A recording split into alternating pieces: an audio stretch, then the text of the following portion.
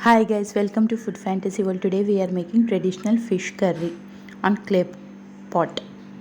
Gingerly oil 2 tablespoons,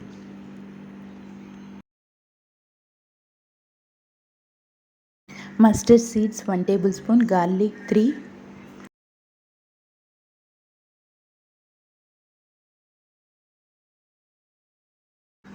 chopped onion 1 cup,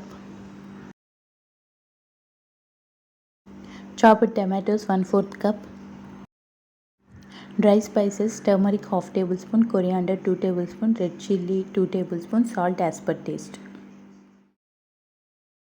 Saute for 2 minutes on medium heat.